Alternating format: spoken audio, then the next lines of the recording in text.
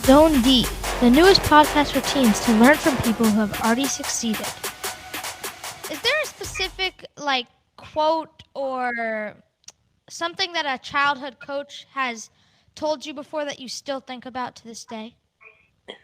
I wouldn't say it's a quote, but I definitely think the mentality that my AAU coach gave me in high school, of just, always playing hard and especially, hanging your hat on the defensive end.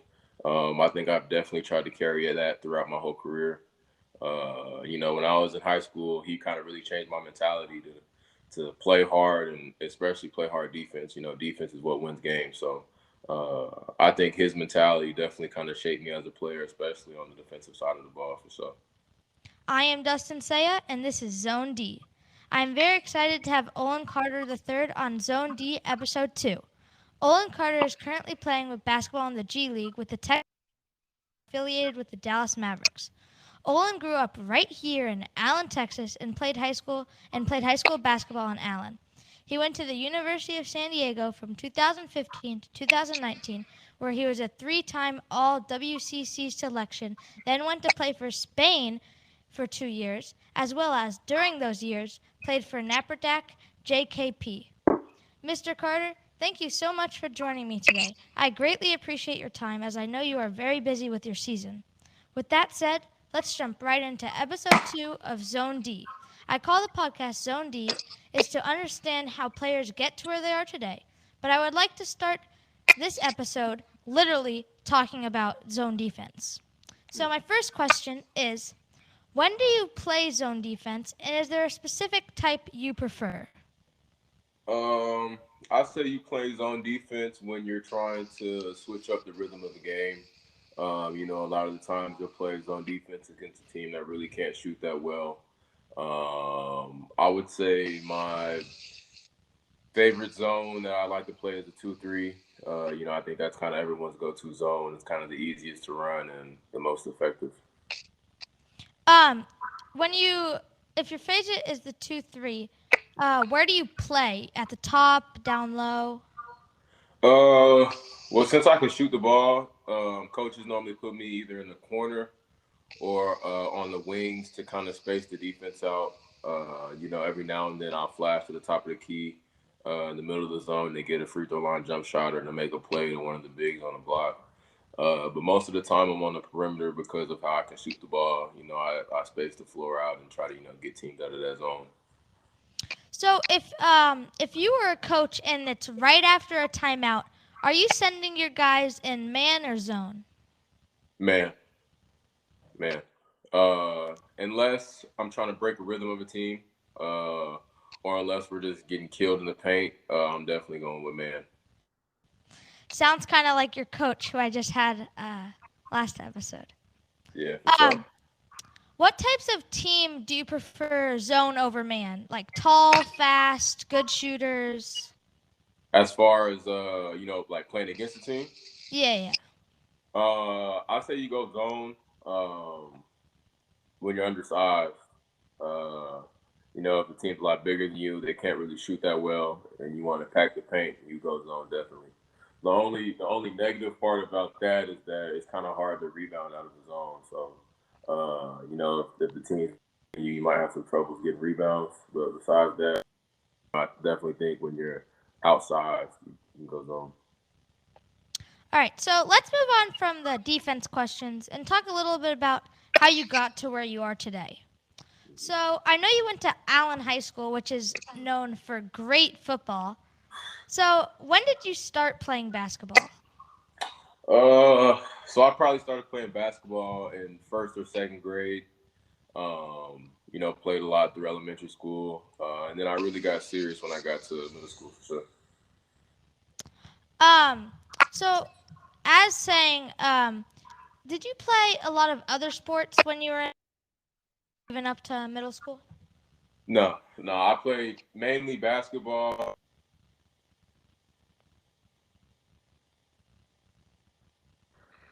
I would say between like fifth and eighth grade, I played a little bit of football. But besides that, that was it, just strictly basketball. Um, So, was it a dream when you were a kid to make the NBA? Oh yeah, yeah, for sure. I mean, growing up in elementary school, all I did was watch NBA basketball. So that's been my dream since I started playing. Um, so as you said that your main focus was basketball, was how full focused were you? How often would you train? Every day. I would always, go up to the gym and play on my own. One thing I liked doing was going up to the gym and running games. So I would go up to the rec center, or I'll go up to, Lifetime Fitness or somewhere like that, and try to run as many games as I could. Um, who were your biggest like mentors, coaches when you were growing up? Uh, Mentors and coaches, I would say, I've had different ones throughout my whole career. So, in elementary school, I think my dad was probably my biggest mentor. He coached me a little bit in elementary school. I would say early high school slash middle school. Like from eighth grade to probably 10th, 11th grade. I have my AU coach, Coach Pat. He helped me a lot. And then I would say my high school coach in college or in high school definitely helped me out a lot too, Coach McCullough. So in school at Allen High School, how seriously did you take it? Did you study a lot? Did you think nothing of it? As far as the school, Yeah, oh well, I mean, yeah, I took school pretty serious. My mom, I don't know how your mom is, but my mom was all about academics, so I had to take school pretty serious, and I was in basically all pre-AP, all AP, all through high school, so I had to take high school real serious. that's good. Yeah. Um, is there a specific like quote or something that a childhood coach has told you before that you still think about to this day? I wouldn't say it's a quote, but I definitely think the mentality that my AAU coach gave me in high school, of just, always playing hard and especially, hanging your hat on the defensive end. I think I've definitely tried to carry that throughout my whole career. When I was in high school, he kind of really changed my mentality to play hard and especially play hard defense. Defense is what wins games. So I think his mentality definitely kind of shaped me as a player, especially on the defensive side of the ball for sure. Yeah, it's good to have a coach that will stick into your head for a while. Yeah, yeah. Um, let's spend a moment talking about recruiting. So I know you went to San Diego and played 4 great years. And was it hard to choose to go to San Diego? Anywhere else to go? Uh, yeah. I mean, so my situation was kind of weird. So most kids sign, at the beginning of their senior year. And I had originally committed to Sam Houston State before the season had started. Um, and going into the season, I wasn't really comfortable with my commitment, so I decommitted right before the first signing period, and decided to, take my chances and try to, get some scholarships throughout my senior season. Uh, and so I really didn't start picking up offers until after the season was over. I had a lot of schools that would come in and watch me playing open gyms after the season, which is, kind of weird. I had San Diego come in, Fresno State came in, I had Virginia come in, West Virginia come in, and I kind of to San Diego and Fresno State, and Virginia wanted me to wait until the summer, so I had those three options. And I took a visit to Fresno, I took a visit to San Diego, and I just ended up committing with San Diego because it felt like home away from home. When you're running those open gyms, like you mentioned, with all these college coaches that you know are gonna watch you to try to recruit you, does your mentality, gameplay change at all?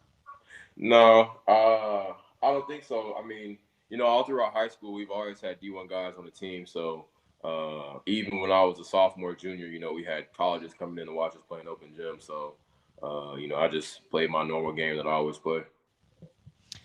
So now that you've been to San Diego, you've been to high school, how do those teams compare to themselves and with the G League? I would say Both of my high school and my college experience prepared me pretty well for the G League.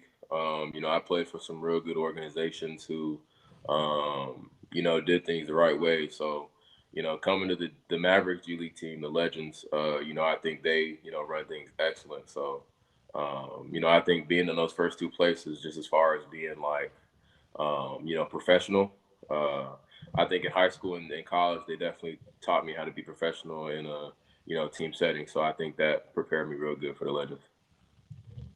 How did it feel when like you were playing in San Diego with all these people watching you and you knew you had to perform? Uh, I've never really thought about that. When I'm on the court, it's just kind of basketball to me. Whether I'm playing in front of 10 people or whether I'm playing in front of 5, 6,000 people, I always just have the same mentality. I'm never really worried about who's on the stands. I'm normally just worried about getting my teammates right and making sure that I'm prepared against the other team. So when you were at college, when you were at high school, was it hard to juggle both school and basketball? Mom was very strict on school. Uh, yeah, I would say early high school was kind of hard. And college definitely got pretty difficult.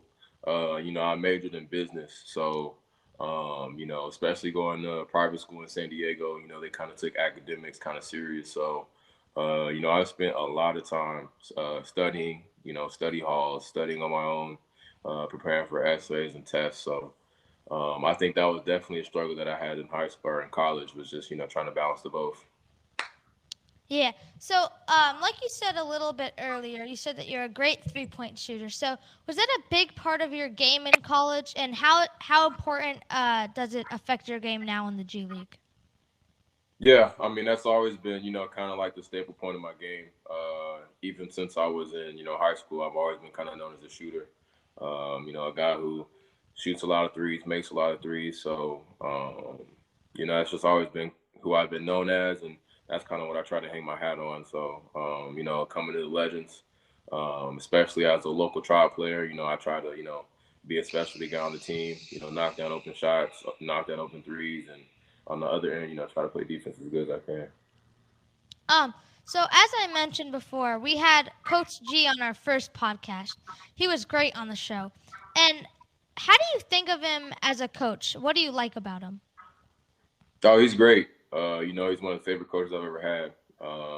He gives confidence to all his players. That's one thing I like about him. You never hear him really saying anything's a bad shot. He wants us to play fast, get up and down the floor, and shoot a lot of shots. So any coach that you have that wants you to shoot the ball, you're gonna like him. So I love him. He lets me let it fly. So I can't hate Yeah. him. Yeah. So on your game days, what is your normal game day routine? Game day routine. All right, so let's say we got shoot around at 10:30. So I probably wake up at 9:45, drive up, go to shoot around. Then I'll probably leave shoot around, go to Snappy Salads and make me up a little salad. Uh, then I'll probably take anywhere between an hour, 2 hour nap. Then head up to shoot around or pregame workouts to get ready for the game. Nothing Yeah. crazy.